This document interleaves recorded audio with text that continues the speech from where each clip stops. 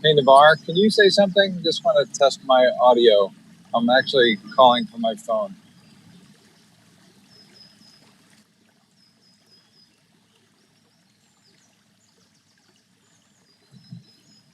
Hey, Ray, this is Joellen. Can you hear me? Yes, I can. Okay. I wasn't sure if Navar was right there, so. Okay. So now this is fine. Yeah, I had to move my daughter down in New Jersey, so we're driving back.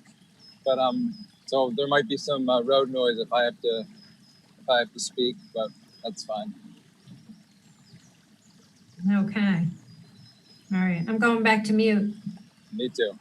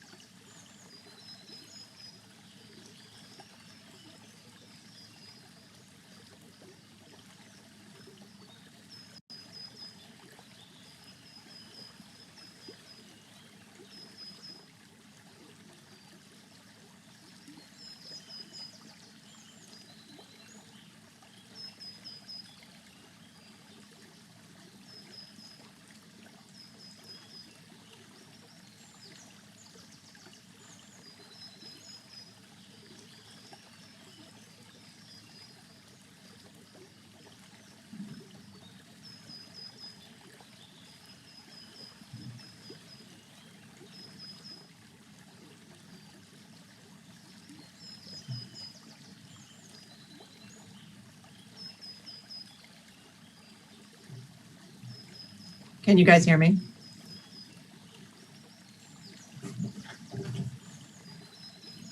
Thanks for that heads up.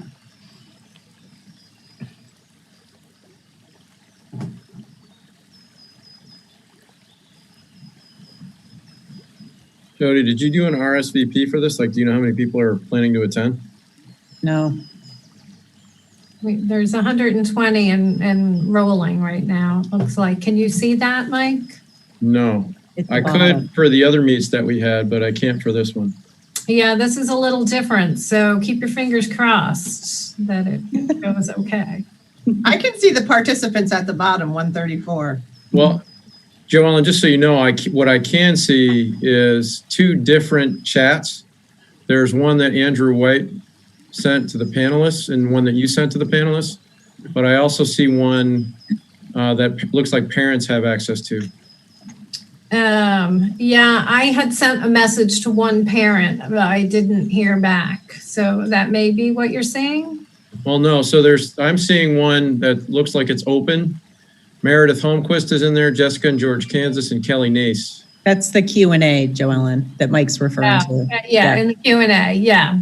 That's how the questions are going to come in, yeah. Okay. Yeah.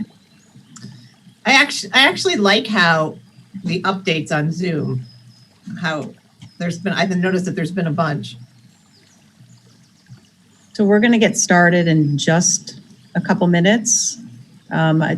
Since there's a lot of people joining still, I'll just give it one more minute or so, and then I'm going to share my screen to present.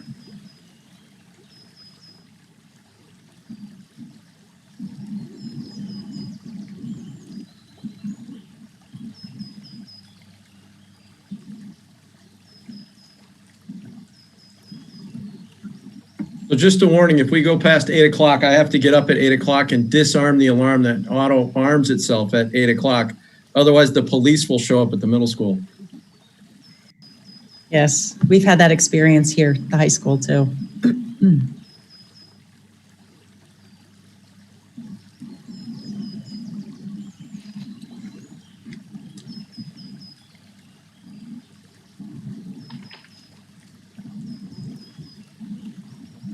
Okay, I think I'm going to get started, just so we give everyone enough time to make sure they get as many questions answered as possible.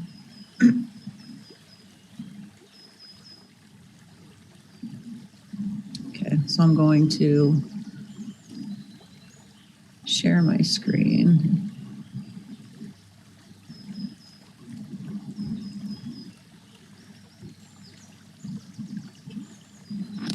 Okay. It says host disabled attendee screen sharing. So I need to be able to share.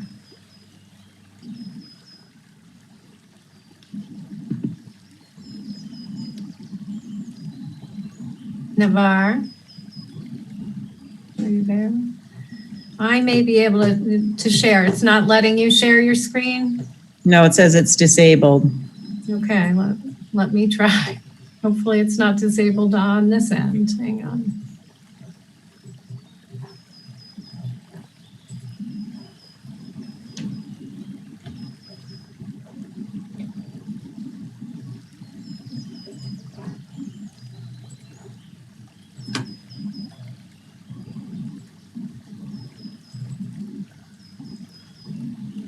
Are you able to see my screen? Yep, that works.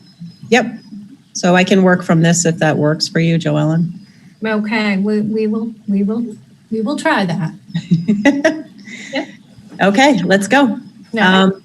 So welcome everyone. Our goal tonight is to share more details of our reopening plan with everyone who's joining us. We do have several staff members from the district who are also participating to respond to specific questions you may have.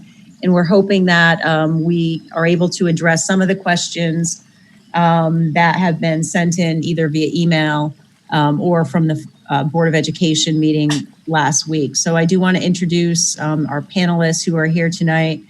We have Diana Reagan, the principal at Eagle Elementary, Mike Klugman, the middle school principal. We also have Dave Domel, the high school principal. We have Joanne Menrath, who is our district nurse coordinator. We have also Kelly Ward, who is an elementary teacher at Slingerlands and the BCTA vice president. And we have Joellen Gardner, who is our communications specialist, and she will be helping to facilitate the Q&A period following the presentation. So with that, did you want to add something, Joellen? No, I'm just crossing my fingers, that's all. Okay, so we'll get into the presentation, and so we allow a lot of time for questions following this.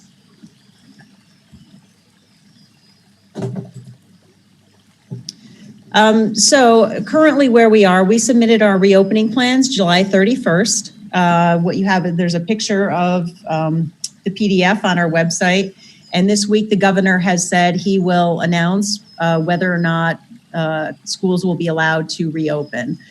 We did propose in our plan a hybrid model with a remote learning option, which includes both remote and in-person instruction. We also prioritize in-person instruction for our youngest learners and students who have additional needs, and families will have a choice of remote learning only for any health and safety concerns. The governor on July 13th indicated the formula for whether or not schools would be open or closed. Currently, the guidance is that if the infection rate is 5% or lower on a 14-day average, schools would be allowed to open. And if the infection rate rose above 9% or higher on a 7-day average, schools would be closed. So I know one of the concerns and what people really want to know is what are the health and safety protocols we have in place. So I want to review some of those. We certainly will be asking everyone to do daily health checks. This will be done for students and staff. Students will do it at home prior to coming on to school, and staff will do it prior to coming to work. We are requiring face coverings that cover both the nose and the mouth to be worn in our school buildings and on school grounds. On school buses, face coverings will also be required for staff and students, unless there's the student's medical condition, which would prevent that. We are maintaining social distancing of 6 feet in all directions on school grounds and in facilities. 12 feet is the guidance we receive for physical education, choir, and band, and as much social distancing as possible, up to 50% on our school buses. Just to give you an idea of what a classroom might look like, we are in the process of setting those up. So this is an image of desks spaced 6 feet apart in all directions. And the reason for face coverings for all times is you can see that there's limited area for the teacher to move about, as well as if a student has to get up, go out to the restroom or sharpen a pencil or any movement. The safest environment for students and staff is 6 feet distancing with a mask. Obviously, at mealtime, students would be able to take those off, and we will be able to build in mask breaks during the school day. I mentioned temperature checks and health screenings. So there'll be daily at-home checks for staff and students. Anyone with a temperature of 100 or above should not come to school. All staff will complete and submit this screening following the CDC guidance, and families will be asked to complete it, and that would be submitted to the school health offices. In visitors, there will be no outside visitors on school campuses unless it is for safety or the well-being of the students. We will be asking parents and guardians to pick up and drop off their child outside if they need to do so during the school day. And any visitor would be required to wear a mask, following all safety precautions that are in place. And access to their buildings would be restricted to a certain designated area. Some other things that are our top priority is personal protective equipment. As I said, students and staff will be encouraged to wear face coverings from home. We'll maintain a supply of disposable face coverings, gloves, goggles, face shields or gowns if needed for any student or staff member who needs it. Hand washing and hand sanitizing as an important part of the day. So we will be encouraging that. We're in the process of purchasing touchless hand sanitizers for every classroom in all common areas where hand washing is not easily done, and then training on respiratory etiquette. Cleaning and disinfecting. We will be doing more regular cleaning and disinfecting of all of our buildings, particularly in high touch areas. Some of these would include bathrooms, the health offices, isolation rooms. Sorry, can you go to the next slide, Joel? Yeah, thanks. Frequently touched surfaces, the cafeterias and kitchens. In classrooms, we will be providing disinfectant to the teachers and staff, so desks can be wiped down between cohorts of students, and our buses and school vehicles would be disinfected between cohorts of students being transported. Managing students and staff, I know there's several questions about this. So we do have a required training. All of our staff who've been working this summer completed it to look for signs and symptoms of COVID. Anyone who presents with symptoms would be directed to the building nurse. And we do have, I mentioned earlier, separate isolation areas where if the school nurse feels a student or staff member should be directed, they would go to that area in order to be evaluated and dismissed from the school building.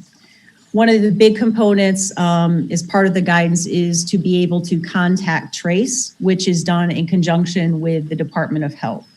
So if we had someone with a positive case of COVID, then we would work closely with the Albany County Department of Health to report areas that that individual had been so that they can respond with appropriate contact tracing.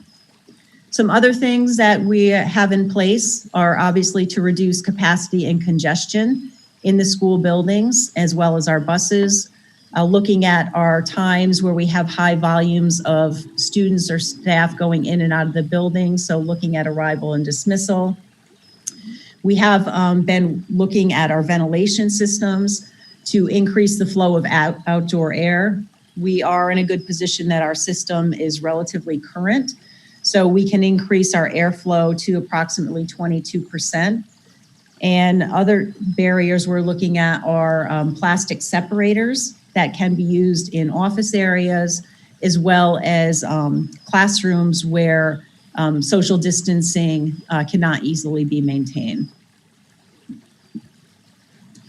So what happens when a student or staff member has symptoms of COVID-19?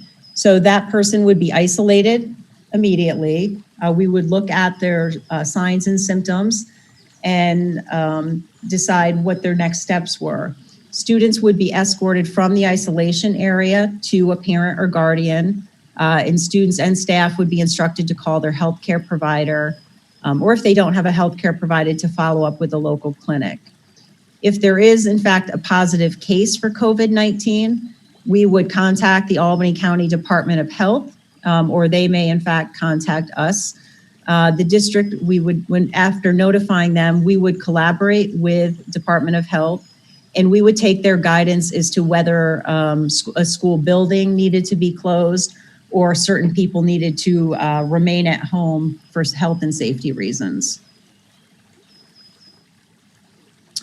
So I mentioned that we have planned a hybrid model. So we have an in-person instruction with some students attending Monday through Friday with social distancing, and some students in remote learning. So the students who we have planned currently to come on site every day are our K through 6 students, our special education intensive skills and skills students, K-12, our ENL students, and CTE students. We are looking to see if that's a possibility to have them on site every day.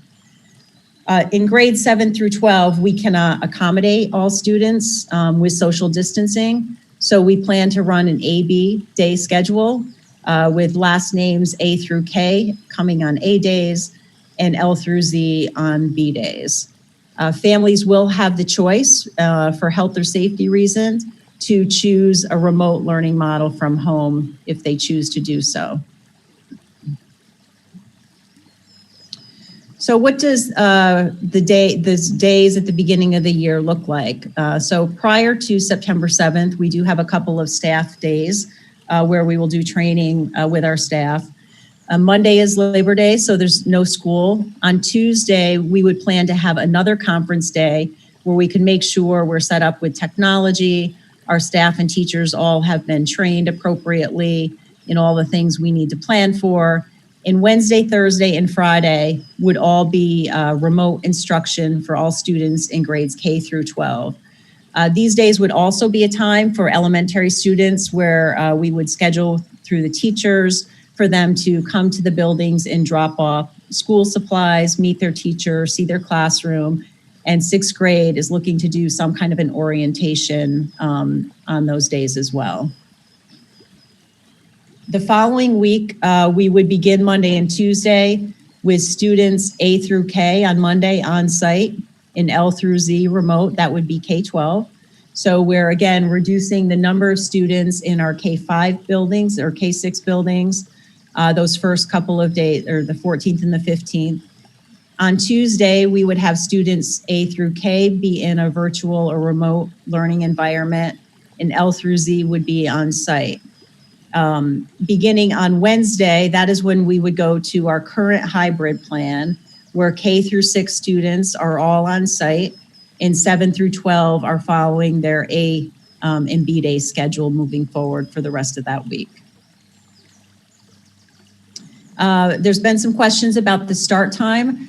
The only building that is changing the start time this year are grades 9 through 12. That was done through the school start time committee. So these are the times that we currently have in place, and we'll stay with these schedules for the beginning of next year. One of the areas I mentioned earlier was congestion at arrival and dismissal. So at the elementary schools, we are looking at a staggered drop-off and pickup time. So the parent drop-off and parent pickup will be staggered for when the buses arrive. So that way we avoid the congestion of all the students entering and exiting the building at the same time. For our middle schools, we would ask parents not to drop off their children before 8 a.m. Because students will have to go into the building and go directly to their homeroom. And dismissal, we're looking potentially to stagger by grade levels or wings of the building. At the high school, we are asking that students not be dropped off prior to 7:45 because they, again, have to report directly to their period 1 class, and looking at dismissing high school by wings of the building as well. There will be schools out programs in all of our elementary schools, and they will be in the same locations they have been in the past. And those areas will be disinfected after schools out is done, using the facility before any of our students enter those areas as well. In grades K through 5, we are planning all students on site every day with social distancing. We are using our RTI teachers to reduce class sizes and provide more direct support and instruction for all of our students. So with those additional teachers, that brings the average class size down to 18, and I'll talk a little bit more about that in a few minutes. In special areas will primarily be push-in models. Inquire will not be offered at the beginning of the year. Sharing of materials and supplies will be limited or not permitted. Again, movement and mass breaks will be built into the day.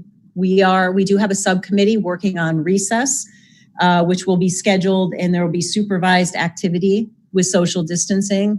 Lunches would be served in the classrooms, and we are encouraging our staff to use outdoor space as much as possible.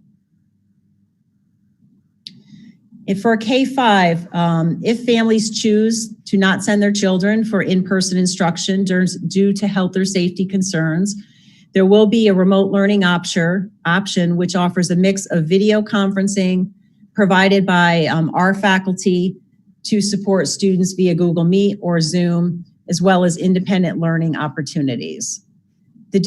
Our initial plan is to offer Model 1, which I'll talk about a little bit more in just a minute, by faculty who have been assigned in-person instructional duties.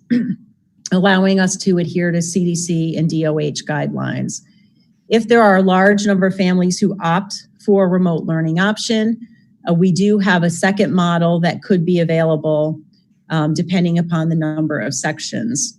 However, both models are still preliminary and subject to change. So this is what model 1 would look like. So there will be students in the classroom, and students who are remote learning would log in the morning to meet with their teacher and their classmates and participate in the morning meeting. Perhaps that would add a read aloud. Then they would participate in pre-recorded lessons, such as ELA, where we use the Teachers College video lessons, special areas, and then math and so on. These would be aligned with our curriculum. However, they would not be delivered specifically by our faculty in all of these areas.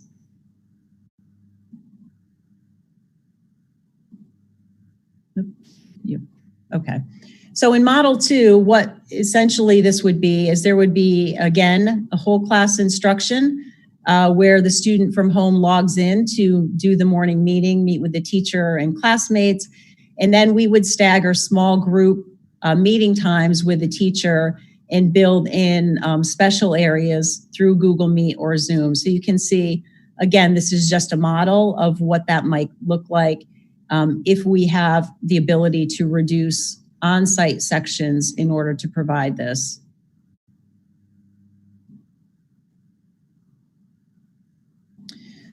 So I've mentioned social distancing quite a bit, and this gives you an idea of the size of most of our classrooms and about how many students we can safely accommodate with social distancing. So our elementary enrollment in the winter when we were planning our budget looked something like this, with average class sizes around 20, 22 for the primary and intermediate. Since that time, in planning for our reopening, as I mentioned, we're adding our RTI teachers to create additional sections. And I should clarify, for the RTI teachers, these are the RTI teachers who support math instruction, not our reading teachers. So the highlighted green areas are where we added an additional section to reduce the number of students in any one classroom. And you can see from the original numbers added, when we added the RTI teachers, the number in the classrooms are significantly reduced to a more safer number, as well as a more reasonable number for teachers to be able to provide the support that is needed. On grade 6, we are looking to have our grade 6 students in every day with safety protocols in place. The schedule, however, would be altered to model more of a elementary model where students are scheduled in a cohort. Teachers would move to those students. So the ELA teacher would move to different cohorts of students throughout the day, and the students would remain together. In order to provide this model, we will not be offering world language as we have in the past. Those teachers will be used to co-teach content area teachers and reduce the class sizes to provide more direct support for our students. And specials would also be scheduled currently like our elementary model is, where students would have library, music, art once a week, and PE twice a week. The guidance for PE, choir, and band does require 12-foot social distancing. So this will certainly limit the activities that we can offer in scheduling the number of students in those classes. So they will be delivered in a different manner. Lunches will be served in 3 large areas with 6-foot distancing, and staff will also be encouraged to use outdoor space as much as possible. For grade 6, if families opt for a remote learning option, they will follow an assigned schedule and would receive live instruction in each of the core subject areas. And they would receive all their non-core instruction through pre-recorded videos and assigned tasks. In grades 7 through 12, I mentioned we are looking at an alternating day schedule based on the alphabet. The school day will still follow the 9-period day for 7 and 8 and an 8-period day for grades 9 through 12. PE, choir, and band at the high school level do still require 12-foot social distancing. Sharing of materials will be limited or not allowed. And students will be assigned to a classroom every period, where in the past, students did have what we called free periods, where they were able to kind of go to different locations in the building. This year, we do need to assign them to a classroom. And high school students will also not be able to leave the building and return as they've been able to do in the past. So just to give you an idea of what some potential lesson frameworks are for grades 7 and 12, teachers do have the flexibility to design lessons that reflect their teaching as well as their content area, as long as they meet the needs of students, ensuring that all students are actively engaged and attendance does need to be taken on a daily basis. So looking at some different models in framework 1, we could have students in person who are receiving instruction directly from the teacher and also able to interact with their in-person and remote peers. Remote students would connect to the class via Google Meet or Zoom at the beginning of the period, and they would stay connected through the entire lesson. Another potential model is that the in-person students receive instruction from the teacher, and they're able to interact with their in-person peers. The remote students who are home would log in at the beginning of the period and remain connected through the entire lesson, but they may be doing some independent work at different parts of the lesson. So you can see that they may participate in a large group discussion, then do some independent work, participate in a closure, and then have some flex time at the end. Another model could be that the in-person students receive instruction and they're able to interact. Remote students would sign on at the beginning of the period and remain connected for the class lesson and then sign off for independent work. So that would be, again, another model that teachers could use, where half of the class they're logged on from home, in the other class they're completing independent work. And another potential model could be in-person students receive instruction directly from the teacher. Again, students from home would have to log in at the beginning of the period, and then they would work on their assignment for the rest of the class period and submit it at the end or a later date designated by the teacher. So this next slide, we have been connecting our technology to see how all of this works. And this is an example of our instructional tech coach, who you can see participating from home. There's a presentation that she's sharing on the big screen, and you can see the individuals who are at home participating, and then the students who on the opposite side of the screen who are participating in the classroom. So again, this is a family choice, and families who choose not to send their children do have this as a model. Students will follow an assigned schedule and receive live instruction in all subjects except for physical education, and students may receive this instruction through pre-recorded videos or assigned tasks. Just to clarify some services for special education, this chart gives you a highlighted kind of scenario of where students fall within the program and what models they'll be participating in. So you can see on the skills and intensive skills, those students would be on site every day, K-12. For our co-teach students in K through 6, they would also be in the classroom every day. In 7-12 would be alternating in person. And resource room would be the same model. K through 6 would be on site every day in an alternating model in 7-12. In related services, we're planning on doing clusters of students who are in the same cohort or pull out in the same cohort. In grades 7 through 12, those related services could be during a time where a student has a study hall, or they could be scheduled virtually on a home day as well. And I do want to clarify this because there's been a lot of questions about what's the difference between remote learning and homeschooling your children. So remote learning is a choice that we're offering all of our families who remain, and this allows a student to remain a Bethlehem student, and they follow a similar education path and curriculum as their classmates. It is a blend of real-time daily connections with the teacher and self-directed work. And then the student would return to the classroom without curriculum gaps and familiarity with our subject area. In homeschooling, this is a student is no longer an enrolled student at Bethlehem. The curriculum is determined by the parents who create an individual home instruction plan and provide quarterly reports to ensure student progress. Students are primarily taught by the parents, or some do a purchased online curriculum, and it does present some more challenges in returning to the classroom with the content areas. So what we are going to be asking families to let us know is that if you are not planning to send your child for in-person instruction in September for health or safety reasons, that you would let us know by August 15th.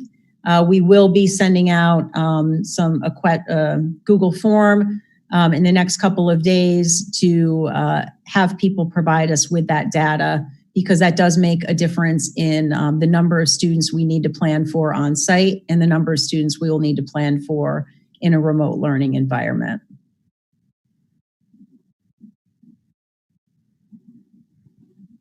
So some of the guidelines and expectations we certainly want to be forthcoming with is that if you choose a remote learning option, we are setting this up by quarters. So if you begin the school year in a remote environment, we would ask that the students remain in that environment through the first quarter in order to make sure we are properly able to transition students safely. If transitions from the remote learning to face-to-face can only occur at the end of each quarter, and those dates are listed there. The student will still be responsible for participating in all district assessments and all testing as required by New York State Education Department. By opting for a remote learning option, the student may not attend events such as athletic events if they are to happen, school functions, or any other school gathering in which he or she might be at risk. The student will be accountable for attendance and course grades during remote learning through measures such as assignments and login time, online discussions, and virtual meetings. And basically, there's a form that we'll send you. We also want to make sure as part of that everyone has the access they need to technology, and if not, what you need in order for us to help support a remote learning experience. Fall sports, I mentioned, have been delayed until September 21st. If they are permitted to happen, we would follow the guidance we receive from the State Education Department and the Department of Health. Co-curricular activities, we are looking to offer those that can be done virtually, but there will be no after-school buses for the middle and high school to begin the year. Transportation, we are encouraging parents to transport their child when they can. We understand that's not always possible. Students and staff must wear an acceptable face covering at all times on the buses and as much social distancing as possible. Students will be assigned a seat. Members of the same household will sit together, and students are not permitted to alter from their scheduled morning and afternoon routes. This is a diagram just to give you an idea of what the seating might look like. And you can see where there's members of the same household that they would sit together. When we're loading the buses, we would load from the back forward, and the same getting off the buses.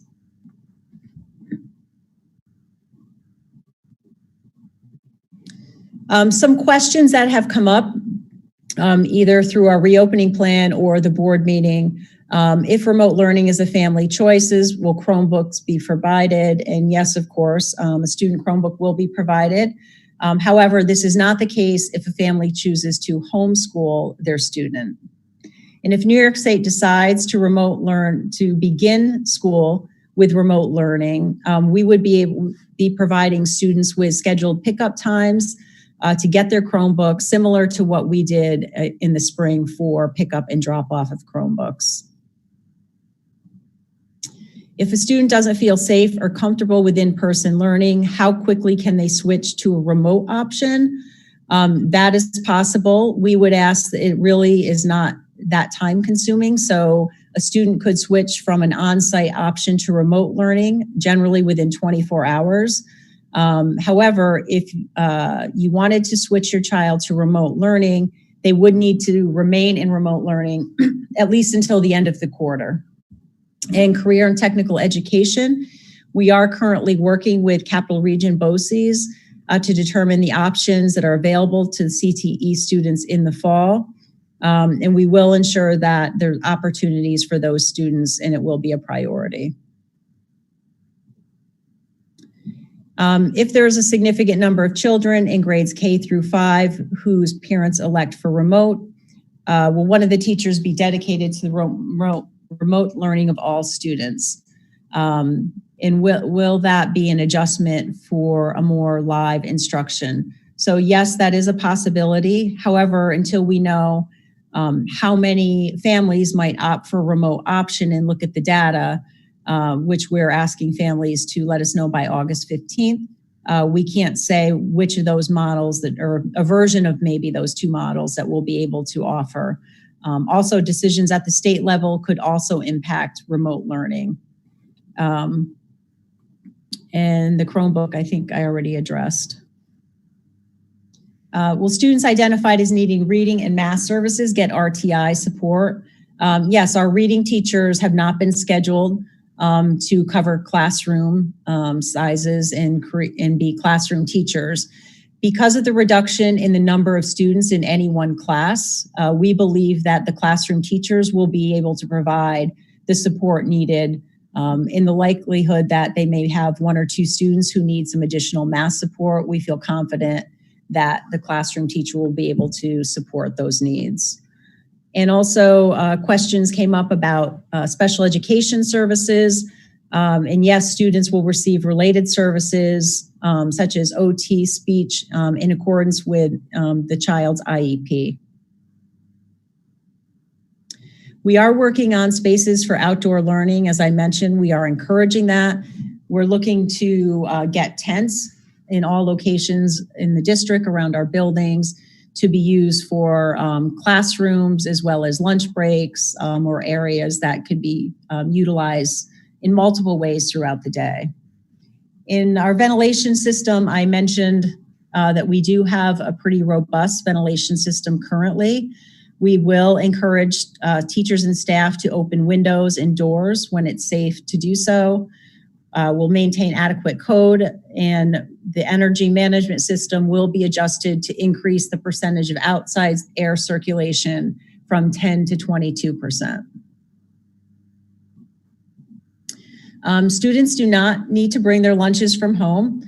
Students wishing to purchase a lunch can pre-order them through their homeroom. Families will be encouraged to use My School Bucks to pay for lunches. Students in K-5 will eat in their classrooms, and the middle school and high school are planning to use several large spaces, which do allow for social distancing. Students who are enrolled in remote learning only will still have breakfast and lunch options available to them. And high school students who don't have a lunch period, we are looking at options that they can still purchase a lunch or a snack throughout the day and will be able to eat during their day as well. For transportation, we will not have students sitting with friends, even if they have been spending time together. Only siblings or members of the same household will sit together. And this will be a requirement for siblings, and seats will be assigned, and they will not be able to be changed. And 6-foot distancing on the bus cannot reasonably be attained simply because people are getting on and off the bus at multiple times. That's why we are requiring that everyone wear a mask. while they're on the school buses for the health and safety of everybody. So this is our first forum. We have another one tomorrow and we have another one Wednesday. We are planning to offer student forums, and parents are invited to attend, where individual information will be provided about building specific plans, and questions will be answered. At this K-5 building principals are also planning to host informational sessions for parents later this month.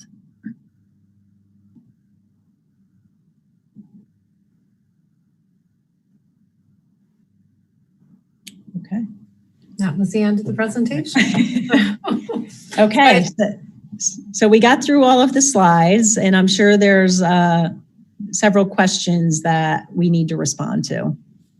There are, and I believe that Mr. Domel has responded to a few within that Q&A, but I am going to take a quick look and take a minute. So guys, get ready, and then I'll start reading some questions. How does that sound? Sounds great. Okay.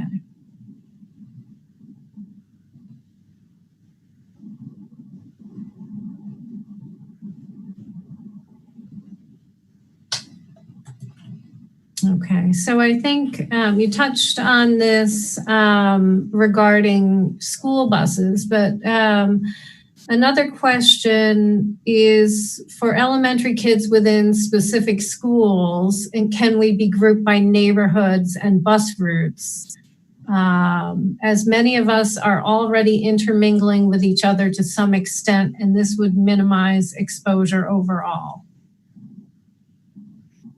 Well, if they're in the same neighborhood, I'm assuming they're going to be on the same bus routes in general, but we're still going to follow the guidance, which is, pretty much one student per seat and siblings when they're seated and getting on and off the school buses. So I don't know.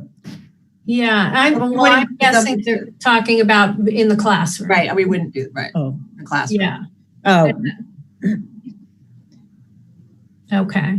So that wouldn't, there's no plan to take a look at regrouping classrooms by neighborhood. no, I don't think that would be necessarily a good balance in the classrooms.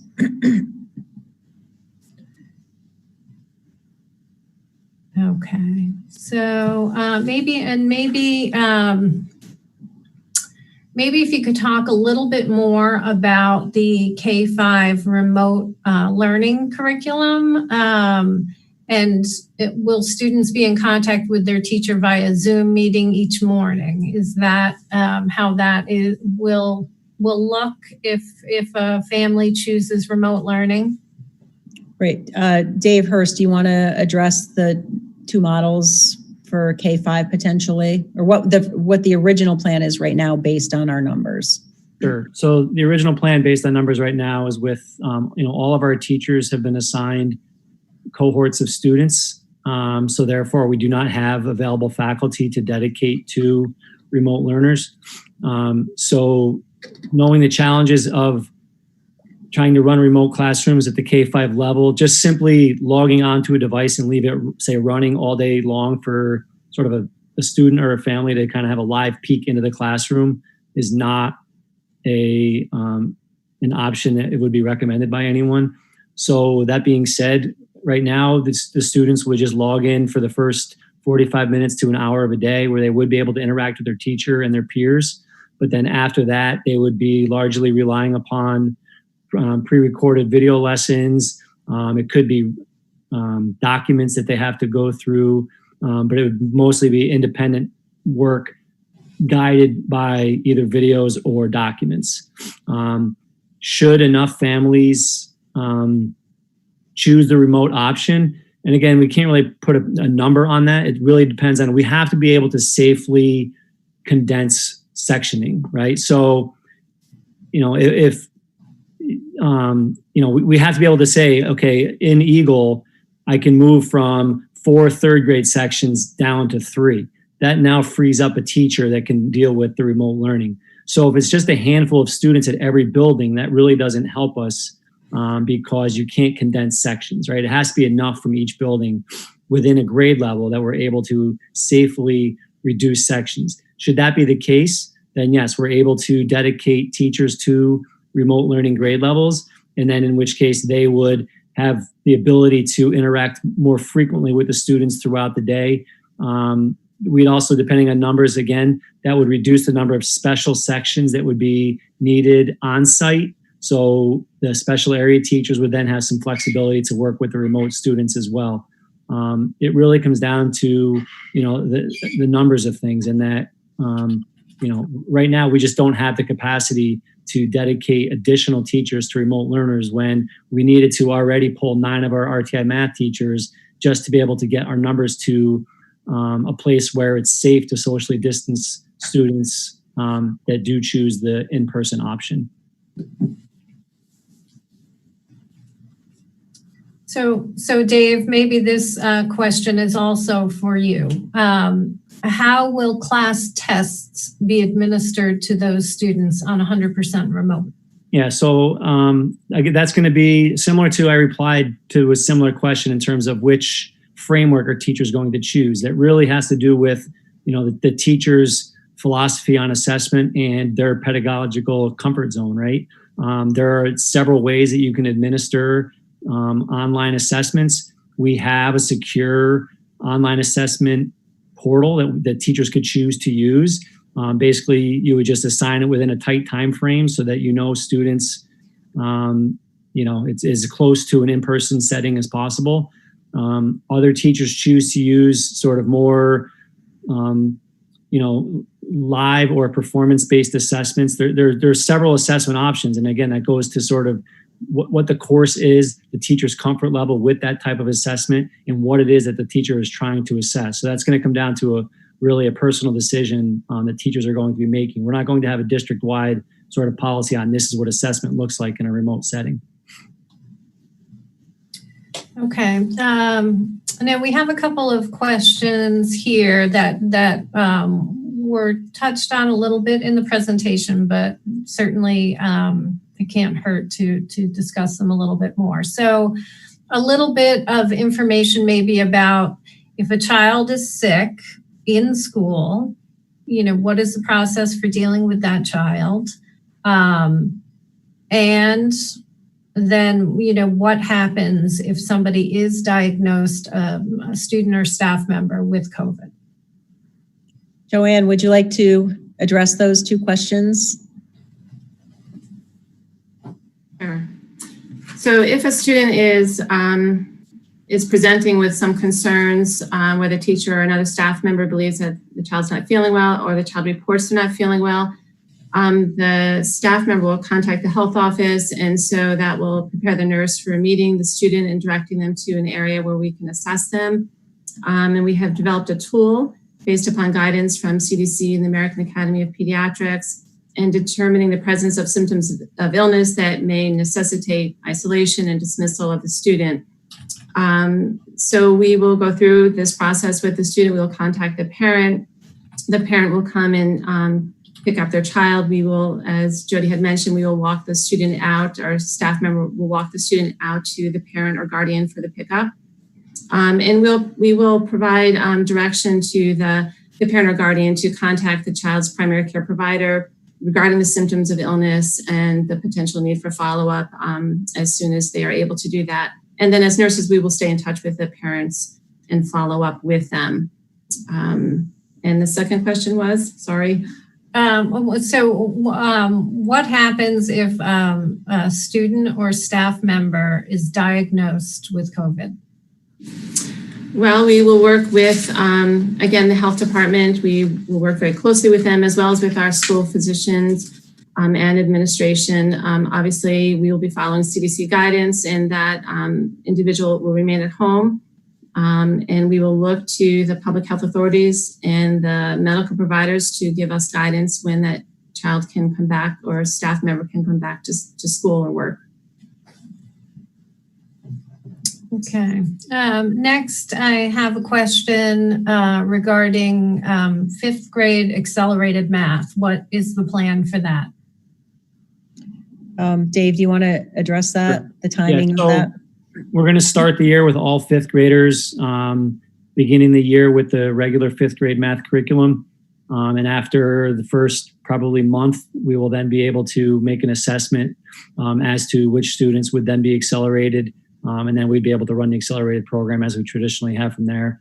But we didn't feel like, knowing that we ended sort of abruptly in March, to try to put students into an accelerated curriculum at the beginning of this year, knowing that we missed as much time as we did in person last year, wouldn't be fair to the students or to our program. So we're going to hold off till about a month into the school year, and we'll make that decision at that time. Okay, I'm going to read this question here. I have a child going into sixth grade who has severe asthma. If he had a flare-up during school and I felt more comfortable with him being home for virtual learning for, say, a week, would we be able to alternate in school and virtual learning? Yeah, we've talked about if a child does become ill or, has a medical condition that's temporary, for, let's say, a week or something, or they get the flu or something else, that we could, if we have in sixth grade where the student is able to log in from home and participate in those classes, they could certainly do so. We don't want it to be a situation where, today I don't really feel like going, so I want to do the remote option, because we do need to give our teachers the ability to plan accordingly for who's on site and who's remote.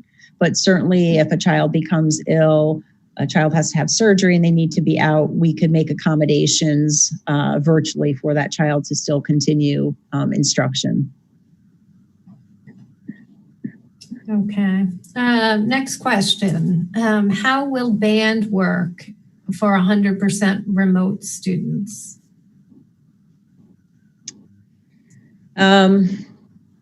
They could still, band is a tricky class right now because of the 12-foot distancing requirements. So they could certainly still log in from home to participate in the class. I'm not sure, to be honest, how easy it would be to provide the instruction in a group setting. That may be a situation where the teacher could schedule something more individually. I know that our teachers did do some of that in the spring, but there will be a lot less kids that are able to be in band in general on site. So it would be a much smaller number. But those are some of the logistics we're still working out. With space, and the 12-foot distancing definitely does present some challenges. Okay. I have a question maybe for Joanne. Will the school be conducting COVID testing periodically? Well, at this point, we will not be doing or plan to be doing COVID testing. That is something that, we will be working with the health department on. So it's currently recommended that we comply with the CDC guidance and not conduct that. In order for us to perform COVID testing, we have to apply and be approved as a limited service lab. So there's a whole process that would need to be done, and we will work closely with the health department if we were to go in that direction, obviously. Okay. At the middle school in grade 7, do students stay in a single room and their teachers rotate through, or do they change classes? Mike, do you want to address that? Sure. Because of the lesser complexity in sixth grade, students are going to, for the most part, 90% of their day stay in the same room. The only mixing could be because of the math levels and or large group instruction, which has to happen in other locations. But because of the complexity and the different offerings in 7th and 8th grade, 7th and 8th grade is kind of close to a closer approximation to a high school schedule. And it's impossible with the intermingling of students among classes to run 7th and 8th grade the same way we would run 6th grade. Okay. So if parents are encouraged to drop off and pick up for K-5, what are the time frames going to look like? So I think that will be a little bit of a work in progress as we begin the year. We're trying to anticipate about how much time it would take. So our thinking right now would potentially be that in the morning, parents would drop off their children. We would use probably a 15 to 20 minute window where we would ask parents to drop off their children prior to the buses arriving for drop off. So the parents could come into the parking lot, drop off, and then leave to not interfere with buses and to limit congestion. And we're thinking at the end of the day, we would again have to stagger it where parents would pick up 15 to 20 minutes, again, prior to the students being dismissed to the buses. And then they could pick up and exit before the buses need to load and exit.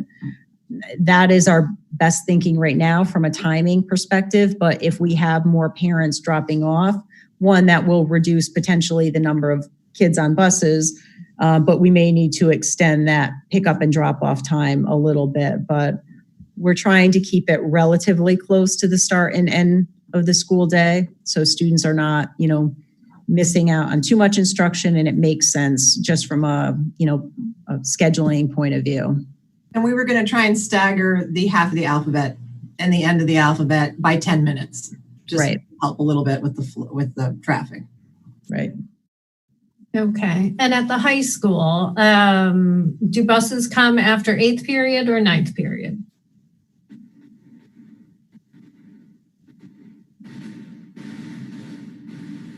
Oh, there we go. Sorry. They will be coming after 8th period to start the school year.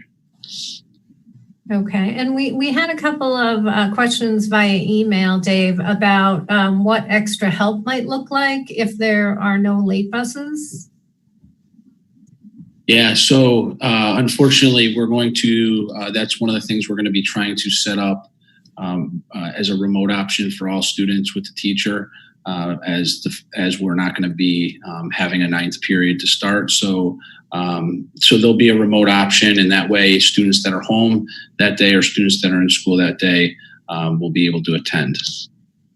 And also, if I could just add, if a student is assigned to a study hall and a teacher is available, they have the same period free, that could also be a time during the school day that a teacher could work with an individual student as well.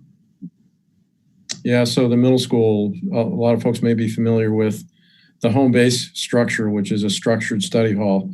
And students would, again, in 6th grade, stay in their location, and all teachers that run a home base. So it's possible that a Hudson student might go to a Patroon math teacher, and that Patroon math teacher would run a virtual Google Meet or Zoom, and the students right from the room that they have home base in could connect virtually to their teacher at who would be sitting at some other place in the building. Okay. This may be something important to clarify. Does every family have the choice for remote, or only families with health concerns? And if so, what qualifies as a health concern? There are certain conditions that do qualify under the CDC and DOH guidance is a health concern, but we have health and safety. So if a parent doesn't feel that it's safe for their child to come for a variety of reasons, they could opt for a remote learning option. And I don't know if Joanne, if you wanted to address what are the health conditions that could be a concern for families? Let's see, there's a list of them. There's more of the chronic health conditions, diabetes, asthma, if your child has had any other type of severe illness, it's more along those lines. Or if there's any condition that your child's medical provider feels that your child will be at risk to attend school, then a conversation with the school nurse would be a good place to start. Or at the secondary level, also include possibly guidance counselors or administrators as well. So, but any concern regarding your child's health, please, we are working together now as nurses and putting plans in place to support your children. And if you have any concern you can certainly begin emailing your nurses and asking some questions, and we can work through these things together. And I know for our summer program, our special education summer program, many families did reach out to the school nurses and also consulted with their pediatricians to find out if their pediatrician felt it was safe for their children to be on site in the summer program. So I think that was very helpful for families to kind of get those assurances. Right. It was one of the things that we would encourage you to do. In fact, I know that some of the nurses have already had conversations with parents as we look to the fall because of their child's health conditions, to have those conversations now to see what recommendations are there for school so that we can better support your child when they come to school. So, so between having those conversations with your provider and with the nurses, we'll work out plans as best we can to support your child. Okay. We also had a question. Does the school have a say in what medical conditions are valid when excusing a student from wearing a mask? Yeah. Joanne, do you have a response for that? No, it's a tough one. The CDC doesn't list valid medical reasons for not wearing a facial covering. We know that it is recommended. DOH goes as far as saying it's required when you can't maintain 6-foot social distancing. It recommends you have to think about what masks do and what they provide. They are a key infection prevention measure, so it helps to protect others around you. So again, I would encourage conversations with the school nurse and your child's medical provider if there's a concern regarding wearing face coverings. We do know sometimes with younger children, there's just a concern with actually wanting to wear a mask or difficulty tolerating a mask. And so there's things that we can do to help prepare them for wearing facial coverings. In fact, the CDC has issued a back to school planning checklist for parents that talks about cloth face coverings and the actions that you can take to kind of help your child become more comfortable with wearing them. So, and we're going to try to draft something up that's more specific to our district with guidance regarding face coverings. So, please look out for that as well. So again, now's a good time just to start having those conversations with your child's provider and the school nurses. Okay. Joanne, we're going to stick with you. So how will you handle personal health and hygiene? Say if a student has a stuffy nose, runny nose, in colder temperatures, they need to blow their nose and take their masks off. Do we know how that will work? Well, to be honest, it will be challenging. There'll be a lot of challenges with, particularly as we start school and we shortly will enter into the cold and flu season. The overlap between COVID-19 symptoms with other common illnesses, means that many children, many adults will have symptoms of COVID, may have symptoms similar to COVID, but they may actually will be something else. That's even more likely for young kids who have multiple viral illnesses all the time. So we have, like we do all the time, we work with students in respiratory etiquette and coughing and blowing their nose and, washing hands and so forth. So we will work with them. We will talk with parents about providing multiple facial coverings for your child to come to school in the event that they do become soiled. We will have a disposable mask on hand for your child as well if there is a concern with their mask. So it definitely will be challenging, but we'll work with your child. There will be a number of students who will have, as we talked about, symptoms that a lot of students with allergies and so forth as well in the fall, where we'll have a lot of sniffling and coughing and sneezing as well. So, as nurses, we've tried to get to know your students, and communication with you is essential so that we can have a better idea of what's going on with your child's health and well-being. And if there's any questions, we will work with you as well as our medical director in looking at ways to support your child. Okay, so do we know about food allergies? If food is going to be eaten in the classroom, how would food allergies be addressed? So the nurses began working back in April and May on providing an addendum to our food allergy protocol for our school district. And our goals remain the same with food allergy management and trying to reduce the possibility of exposure to an allergen and early recognition of exposure, accidental exposure, and so forth. So we've developed procedures. We've been working, we had an administrator, an elementary principal working with us on this protocol, as well as we've had contact with our food service director in developing, procedures for, hand washing, wearing, removing of face coverings, supervising students in doing these things, cleaning and disinfecting surfaces, and how we would actually provide lunch service. So we're still working that process through. We will be having, just those of you who are familiar with the food allergy protocol, there's the roles and responsibilities that each person takes from, you as the parent communicating to us about your child's food allergy, to the school nurse, to the teacher, working with the teacher, the lunch aides. And so we'll work through those processes and have a specific individualized plan for your child.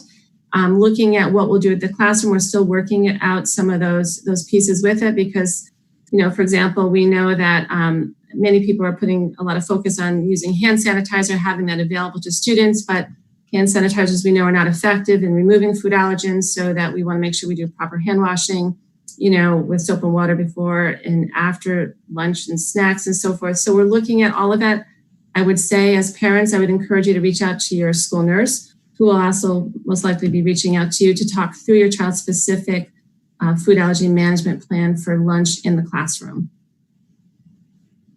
Okay, thanks, Joanne. I'm going to give you a break, but I'm going to be right back to you. So how will substitute teachers be handled? So we would handle substitutes in the way that we have. We participate in the BCSD sub-service. So if a teacher is going to be out, they would request a sub. We do recognize that we may have to be creative in how we manage subs, or we may have to pull other staff to help cover classrooms. That has been the case, to be honest, for the last couple of years. There's definitely a sub shortage, and not just in Bethlehem, across all districts. But in regards to subs, our subs would still have to go through any required training that our teachers have to go through. They would have to participate in the health screenings as well, and know what our procedures and protocols are in place. So we are aware that there could be challenges with getting subs, but in regards to subs who will be working in our buildings, we would be expecting that they follow the protocol, the safety protocols that we have in place. Okay, Joanne, you're on again. Are clear face shields considered appropriate face coverings for students, or must they be cloth masks? We've looked quite a bit into clear face coverings, face masks. We continue to look into face masks, but face shields by themselves are not recommended. They do not provide good source control. They don't protect the individual or those around them. There's too much room. It's not capturing the droplets and so forth. So we will have individuals who may be wearing a face covering along with a face shield together, but we will not recommend that face shields be worn without a face covering. And Joanne, it might help too, just to address the face cloth with a clear opening, that we have been looking at those and just what we found in regards to those. Yeah, so we've looked at several different types where there's some handmade type face coverings with the clear plastic insert. That insert can be put in and out very easily. However, the concern is that there's not a very good seal and it can move, so it's not recommended that it be used. There are various face clear masks that we've looked at. We had one that we had some high hopes on. However, it turned out that it was too loose on the side. There's a lot of foam around it, so it's not a tight fit on the face. There's a lot of movement. But our school physician reviewed that we could wear possibly a clear face mask with, again, a face shield, although there's still a level of risk. So there's another one that we're looking at as well currently. We're getting more information. And just so you're aware that the different face masks that we're looking at and shields, we're looking at the CDC guidance, we're looking at DOH, we're consulting with our medical providers, and we're also consulting with DOH asking for their input. So we're trying to get as much information as possible so that we can make decisions and provide guidance to you so that we can promote a sense of health and safety as much as possible. That was one of the questions that came up, I think, on here and at Eagle a lot, which is just, will we be providing the parents with some kind of guidance on what is the correct kind of mask? Because I think parents would like to start looking to get those. Yes, we will be providing guidance and recommendations on, fit and materials, as well as helping your child get used to wearing a mask and putting it on and off appropriately so it stays clean.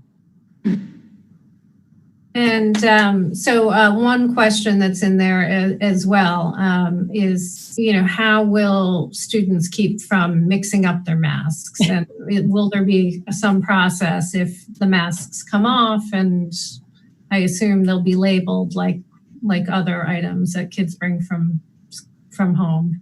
Right. There is a recommendation that parents use permanent marker and have some sort of marking on their child's mask, but also to consider providing your child with a container, some labeled resealable bag where your child can put their face covering in when they're not wearing it. So it's just not sitting out and about and somebody picks it up, it goes right into their bag. So it's trying to teach your child those types of things now before they actually come back to school. And as Joanne said, we will have extra coverings, disposables on site. We know that things are going to happen. They're going to get lost. They're going to get dirty at recess and things. So we will have ones that are available to be replaced during the day if needed. Okay. And for Diana and Mike, maybe you could answer this. I feel like I've seen some school supply lists being posted, but it looks like there are a few questions in here about school supply lists. I don't know if they, will change. If I know some, I believe Eagle has theirs posted. Each elementary school has it posted on the website. I can look it up, Joellen, and answer with typing and give them the link. Okay. So yes, and then they will each student will also get a letter from their teacher directly towards the end of August, which will repeat the list of the supplies that are also on the web. And sometimes there are extra things as an optional, so I could see that, like I could see maybe an extra Tupperware to keep their mask in or things like that we didn't think about back when we put the lists online, which was pre-COVID. So that's the way elementary does it. Mike? The middle school is a little bit more departmentalized, so we're giving teachers a chance to work with supervisors as to how they're planning instruction and what materials they'll be sharing. We will be updating and reposting our supply list potentially as early as next week, but as soon as it goes up, we'll make all parents aware through a blast out of Aspen to parents' email accounts, which is probably an important point to update with parents. All parents, most of our communication from the middle school will be done through Aspen. So you want to try to make sure that your personal parent email is up to date in there. And please make sure if it's not, or if you can't log on, send one of us at the middle school, one of the administrators, an email, and we'll connect you to our help desk. So could somebody speak to what elementary orchestra and band will look like? Diana, do you want to, orchestra, there's no 12-foot distancing. It's just band, PE, and choir. I believe for band, we're still looking at doing some lesson groups, but the space obviously is limited. But Diana, you can maybe what it looks like at Eagle. I think, and I think those decisions are still trying to be made because it is a difficult one. But the groups will be smaller, and they'll try and rotate them through, I don't know, more often or how they're going to do that. Choir will not, for fifth grade, will not occur in the beginning because it's just no way to do it. And I think, again, orchestra, we seem to think is okay, but band will be smaller groups and the rotation might look a little different than it has in the past. And they would have to be grouped with the cohort that they are in a class with. Correct. So that's why the groups would be smaller. They would only travel with like their homeroom peers to that, right? Right. And again, I think they'll be doing it outside as much as possible as well. Right. Okay. So if it, say a teacher tests positive for COVID, but is asymptomatic or otherwise well, will that teacher continue teaching virtually or will be replaced by a substitute? That would depend on the scenario because we will have students on site. So we have a supervision piece that we need to make sure of is important. So that would really have to be done on a case-by-case basis, depending upon what level the teacher is teaching at, and if we have the supervision here that we need. Okay. And would you be able to just repeat about students receiving RTI services if RTI for math teachers are covering classes at the elementary level? Sure. So as I said, RTI reading, we still have all of our reading teachers assigned to do RTI. For math, RTI in the past, we did have classroom teachers that provided some level of support and then RTI teachers who provided additional. So with class sizes now, and let's just give an example, a class that was originally scheduled to be at 26, now is at 15. There's likely, far fewer kids who need math support, maybe one or two within that 15, given our percentages. And the classroom teacher, with those numbers, one, the reduced class size, as well as the fewer kids who'll need math support, should be able to appropriately differentiate and provide a level of support for those students who need the math help. And I don't know, Kelly, maybe that's something as a classroom teacher you could address as how that might look in your classroom. Sure. I think it's just a numbers game. With far fewer students in front of you, then those who need the extra attention will have more of your time and effort and energy. It might be easier with that few number of students in the classroom to pull aside the few who need the extra work. I don't think there's any teacher who could disagree with the fact that far fewer students just means more face time with their teacher in the classroom. So I'm confident that won't present a problem for classroom teachers. Thanks. I think it's also important to recognize that iReady serves a really important and integral function this year. We know that students are telling parents that they're not crazy about iReady, but parents also should understand that students don't like homework and they don't like taking tests. And iReady is a really useful tool with regard to every time a student takes an iReady assessment, either in the fall or the midpoint of the year, our teachers get immediate feedback and the system creates lessons that address some of the gaps in student understanding. So at the middle level, and I would imagine at the elementary level, iReady will be enormously valuable this year as we try to program students to catch up on some of those places where they might have fallen down a little bit. Okay, I have a few questions regarding elementary classrooms. So let me ask some of those. So if a family elects to do remote learning at the elementary level, what, if any, effort will be made to provide those children with socialization with their classmates beyond the morning meeting? Or are there any opportunities in that area?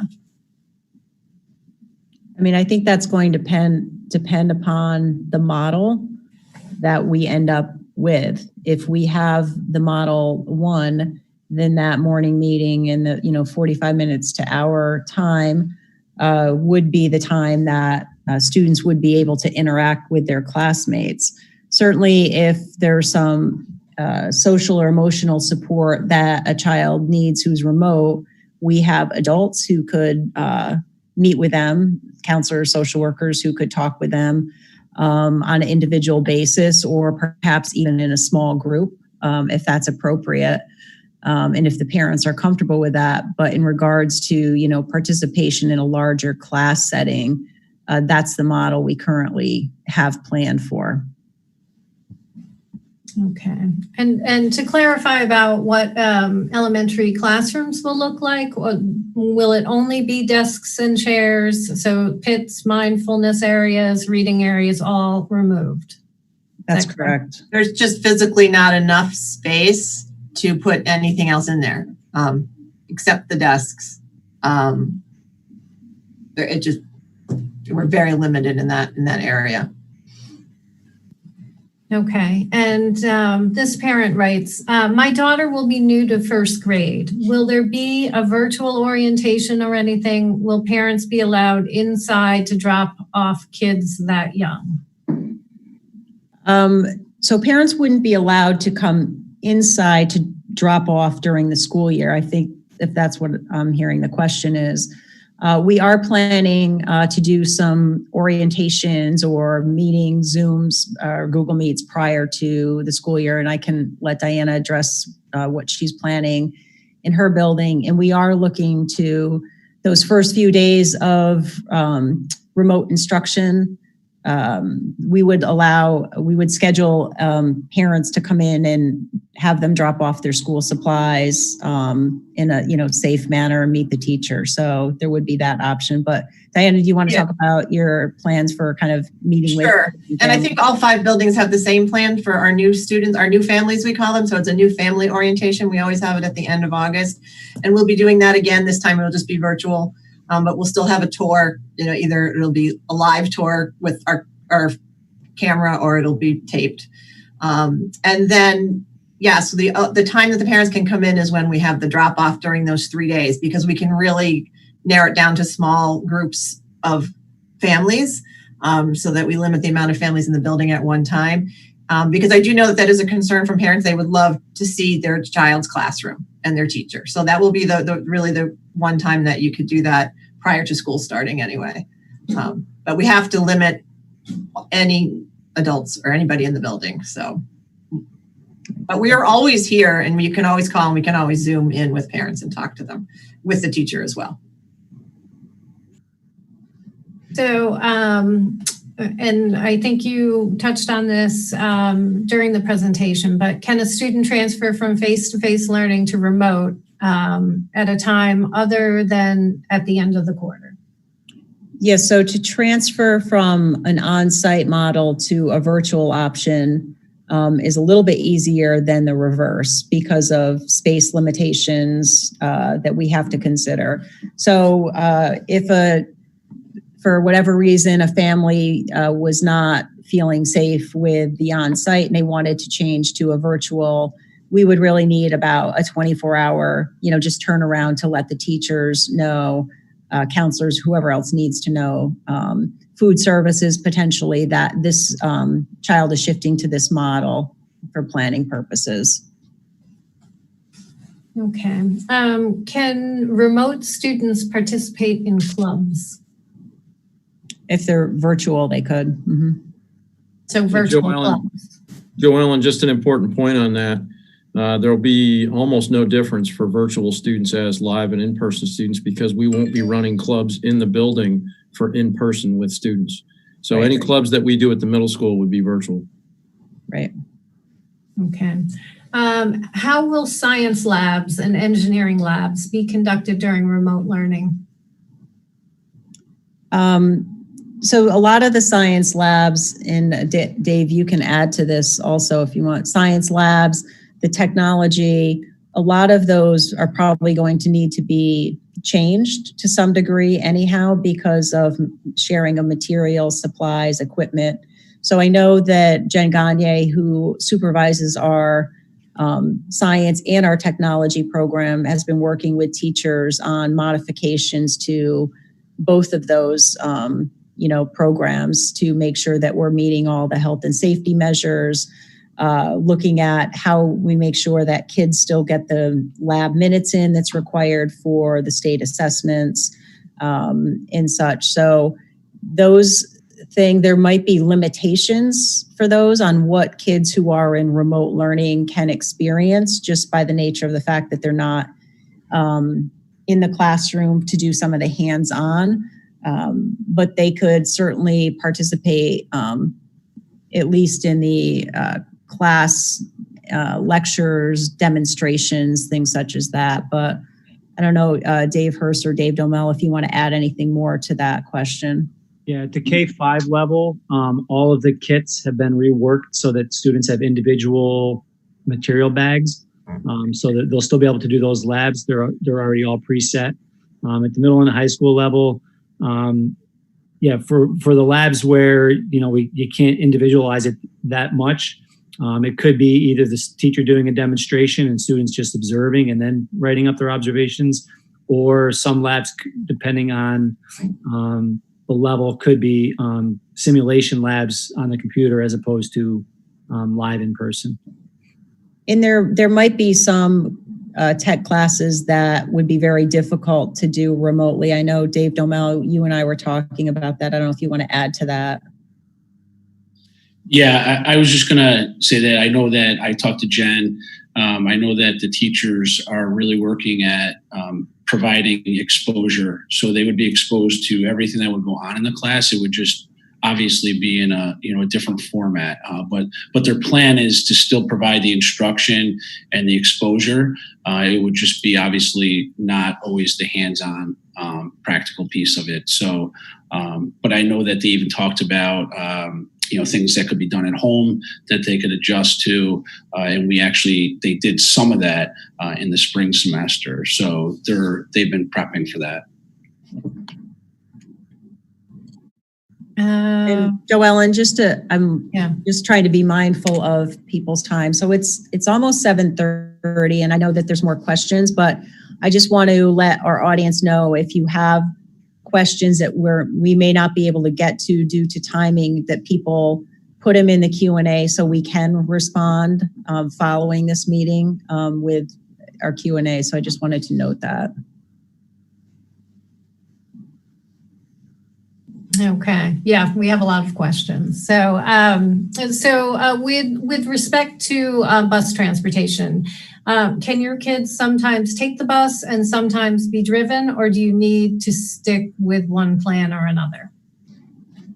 No, you could drive your students. The only thing that would be really important and really helpful is if you speak with transportation, if you have kind of a regular schedule where on certain days, your child isn't going to take the bus, just because we are trying to make sure we're able to accommodate everyone. There is a driver shortage, again, not just here, but across the country, really, not just even in New York State. So if you have the ability to transport and when that would be, it would be great to please notify transportation so that they can make changes to their routes if that's possible.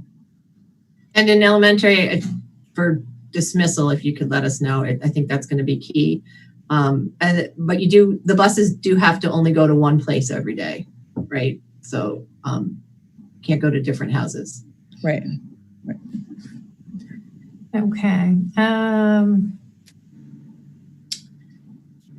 If my child is participating in in-person learning, what is the policy on returning physical paperwork to the child, or will most of their work be done through their Chromebooks? I think much of the work will be done through the Chromebooks. That's what the majority of teachers are planning. However, we know that, you can't totally eliminate paper. So the guidance we have on submitting papers, a student hands it in, the teacher needs to grade it, is to essentially wait about a 24-hour period before kind of touching it and grading it back, getting it back to students. So that would be the same for other, books and things such as that. That's the guidance we currently have from the Department of Health. Okay. So we've had a couple questions about lunch. I'm having trouble visualizing how lunch will work if kids have to sit 6 feet apart. That is their chance to socialize and engage with friends. What will be allowed, and how will kids be guided or given direction at lunch? So I'm not sure what level question that is, because that looks different at the elementary versus the middle and high school. So maybe it'd be good for Diana to address the lunch piece for elementary, and maybe Mike, you can address it for middle school. It'd be helpful. Sure. So the lunches will be in the classroom. This is new for all of us. So we will have to teach the procedures and routines like we teach all the other procedures and routines. But you are correct in the sense that it is usually a time for socialization. They do not have to have their masks while they're eating.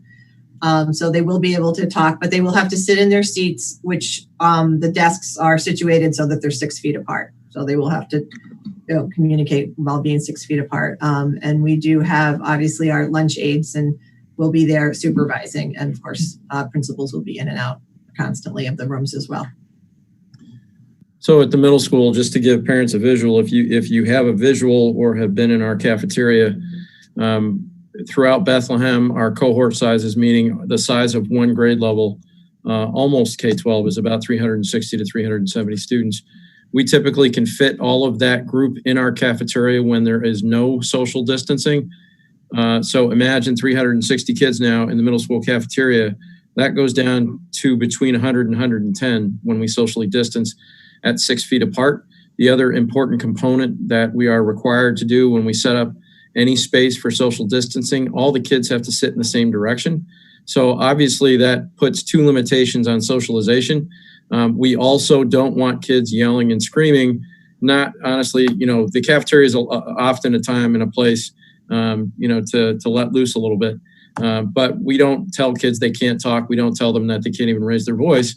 But the concern now is when you're raising your voice, your air volume increases. So we're obviously conscientious because kids will be A, taking off their masks, and B, we obviously don't want kids to expose each other too greatly. So I'll be honest, the opportunities for socialization will be greatly diminished at lunchtime. And I should note that for elementary, we are still planning recess, and some teachers, there's a subcommittee who is working on what are appropriate activities that can be done safely among students. So that does provide an opportunity for socialization as well. Right. They will be in their homeroom classrooms, though. They will stay in that same cohort. But yes, right. I'm not on that committee, but yeah, they're working on it. So, right. Okay. We've had a few questions about whether there will be COVID testing of students and staff prior to the start of the year.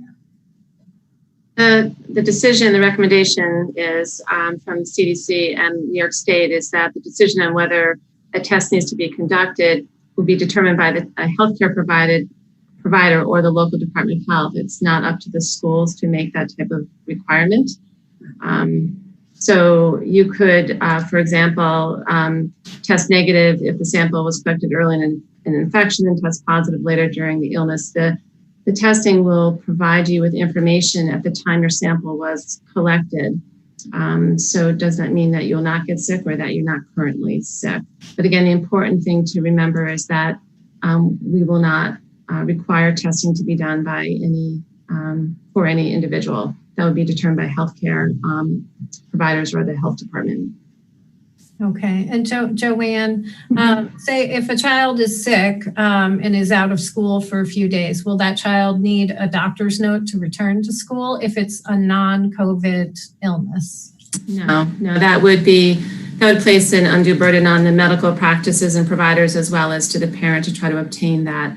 I guess what I would like to say and to really encourage all parents to communicate as much as you feel comfortable communicating when your child is out sick, making those phone calls to the school nurse and conveying why your child is out sick, not just to say that they're not feeling well, but it would be helpful if you were to provide to us specific information. My child has a fever, my child has a cough, my child has an upset stomach, so that we can monitor more specifically the health of our school community. So I guess I would really encourage you to do that. And if you're not comfortable leaving that information, for example, calling a main office and just leaving it on a voicemail or something along those lines, I would encourage you to reach out and talk to your school nurse about it. Okay. I'm going to scan through and try and pull out a couple of final questions that have been asked repeatedly, but I'm going to start with this one. Who will be enforcing mask wearing on the buses, in the halls, and what will the consequences be for failure to abide by the mask wearing and social distancing rules? So we've talked about this quite a bit, and I think that part of it is, educating our children as to the importance of wearing face coverings for not only their own protection, but for others. We think that the majority of our students are very reasonable and will do their best to meet these requirements. We don't want to go down a path where it becomes disciplinary in nature, recognizing that there are some students, for lots of reasons, why they might be self-conscious or why it might be a struggle for them. So we're really looking to provide a level of support that gets students to where they need to be, to wear a mask and to understand why. If a student just continues to refuse to wear a mask, then we do have a virtual or remote option that students can participate in, and that would be what they would need to do, because that would be a health and safety risk for all of our students and staff to allow that to continue. So Jody, I answered that question also from teachers and bus drivers, and what I shared with the drivers and with the teachers was the administration, and I think I speak for Dave and Diana, but they can chime in too. Anytime we have to speak to a student, we'll probably, on a first occurrence, just give them a warning, just talk to them. On a first occurrence, we may not call home, but if it becomes a repeated problem, we would definitely work with parents to, partner up and make them a part of the conversation with students.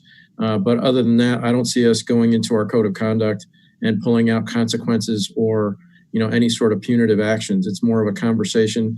And if we need to involve parents for repetitive acts, we certainly will. Right. Thanks, Mike. Okay, let's just do a couple more. And I don't know, and forgive me if, I'm kind of scrolling through and I don't know. Did we talk about sort of what or how many mask breaks there might be during a particular day for in-person instruction? So how often would students, maybe get a break from wearing the mask during the day? I think that's going to depend somewhat on the student. We talked at the secondary level about, some students tolerating it, just like some adults tolerate them better than others. So an easy way to give anyone a break would be you could step outside the classroom for a minute and just take your mask off and, get a break. Or in our elementary classrooms, a lot of the rooms have outside door access. A student could step outside and get some fresh air. So I think certainly looking at lunch when students are eating meals is an opportunity for a mask break. When people get to go outside, I think there's opportunities for breaks. But again, I think that's, probably individual. There could be some students. So we have some students in the ESY program who wear them pretty much the entire time they're here and don't seem to need a break while others do. So I do think it's probably, as we get into a routine, teachers will kind of figure out what makes logical sense, maybe to give students a break. You could be working with one small group of students and say to a couple other students, why don't you, step outside and take a break if need be, or at the secondary level, or when kids get older, recognizing they need a break. I certainly think, I don't know that it has to be a big scheduled event. I think that students we're going to need to help them understand when they might need to take those breaks periodically through the day. And I think elementary teachers will be able to gauge their class, and I would imagine they would take them up and outside for like a lap around the building every so often, 6 feet apart, take your mask off for a moment. And so Kelly, do you agree? You probably. Yeah, I think we'll take every opportunity to give the kids a break. Adults will want a break too once we get used to this. Okay, and before I ask this final question, and I've seen this question a couple of times But I just want to let people know that there will be, we are putting together a frequently asked questions section of the website. So that will be available at the end of the week, and it will be updated regularly. And a lot of people have asked about this presentation being available. We will also share that out. And as well as people who have emailed questions, we will be answering those emails directly as well. So I just wanted to let people know that. So will 7th grade have foreign language? I know 6th grade, will not because of those teachers being reassigned, but will that have any impact on 7th and 8th? No, their schedule stays the same with foreign language included. In the same book for accelerated math, some questions popped up about that. It's only 5th grade accelerated math that's being delayed till October-ish. All other students that are already in the accelerated math pathway will remain in that pathway.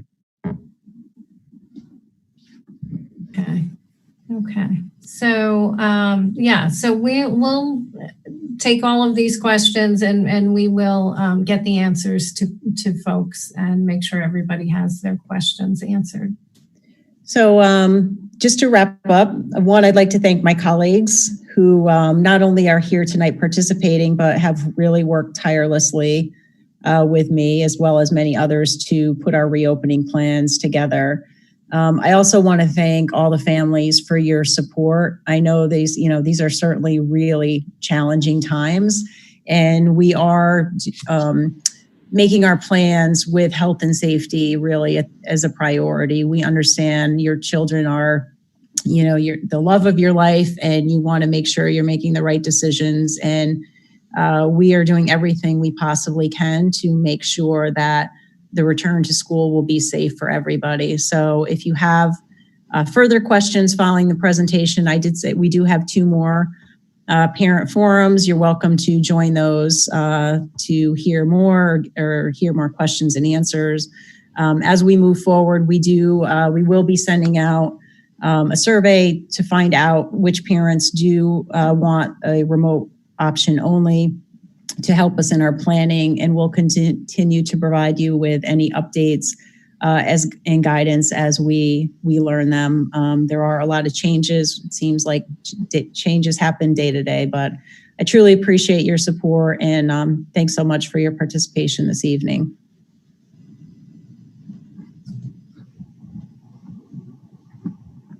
Thanks. Great to see a lot of familiar names in our chat group. Thanks for coming.